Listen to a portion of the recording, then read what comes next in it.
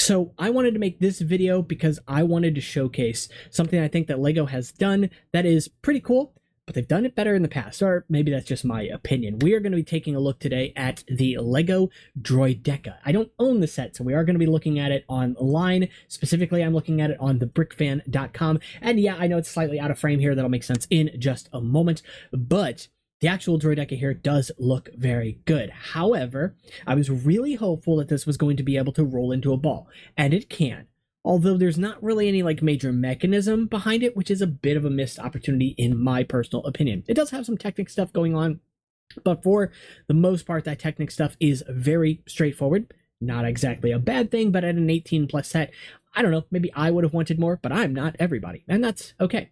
With that said, this is able to roll up in a ball, like I said, but it means that you have to take the legs off and then flip them 180 degrees, put them back on. You have to kind of move things out of the way to bend the arms up. You fold the back over a little bit. The head is hinged, so it hinges downward, so on and so forth, right? All that stuff definitely works, but it has been done better in the past. What do I mean by that? Well, in the year 2000, LEGO released the 8002 Destroyer Droid. Before it was even called the Droideka, this guy right here, and it is a beast of a creation. Why though? This thing, all of its functionality is chained together in the fact that it can roll up into a ball. And I don't know if you've ever tried to make anything that actually can roll up, but it is pretty difficult, honestly. So I have a lot of mad respect for this thing, but what is even better is how this works. So I pulled up a video on YouTube. This is from MandRProductions, which is why the cropping looks like this. By the way, go ahead and say, just to go and check them out, this is the first time I've seen their videos, but yeah, it's good quality, you know.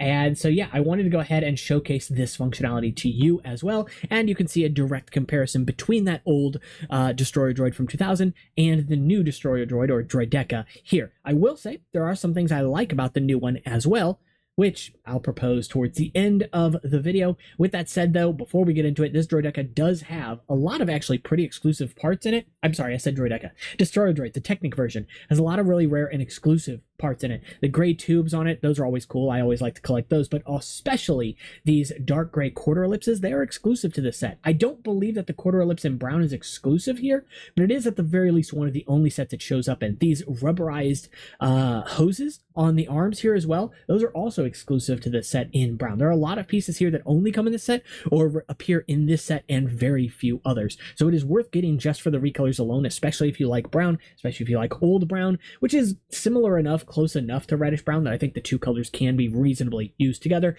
depending on which year you pick, because reddish brown has also had a lot of variation over the years. So I digress. With that, let's go ahead and showcase this here very quickly. Just going to go ahead and turn on no volume for this here. But still, I think it is a really, really fantastic set overall. And yeah, you can just go ahead and see it move. Now, I can't really slow it down much more than this for you. Unfortunately, the frame rate's not there, but you can see exactly what happens. And let me just go ahead and describe to you what exactly is happening, because if we go back to look at the set, you can see that there's this red lever actuator thing towards the top of the model. When the model is folded up, that red actuator still sticks out of the top of the model. Going back to the YouTube video, you can kind of see that here. If I just go ahead and show him holding it, yeah, you can see it right up here. So it sticks out, and the idea is that when the model rolls along the ground, that red actuator is going to hit the ground. It's going to push it. It is going to push it into the model, depress it, right? When that happens, it is going to disengage a lock mechanism at the front of the model, which will unlock the front legs. The front legs will then swing forward, impact the ground, and when they impact the ground, they are going to disengage another lock, which is connected to the back leg, and that back leg is connected to the back the entire assembly along the back as well. All of this brown stuff that you can see going on in the back here is connected to that back leg. So when the back leg comes down, it pulls all of that up, and then the momentum of that movement flips the head upward as well. Or I guess technically it's the momentum after it stops, but you get the point I'm getting at. When that happens, the arms also fold out based on the same thing, that sort of shock to the system, if you will, and the arms fold out and down.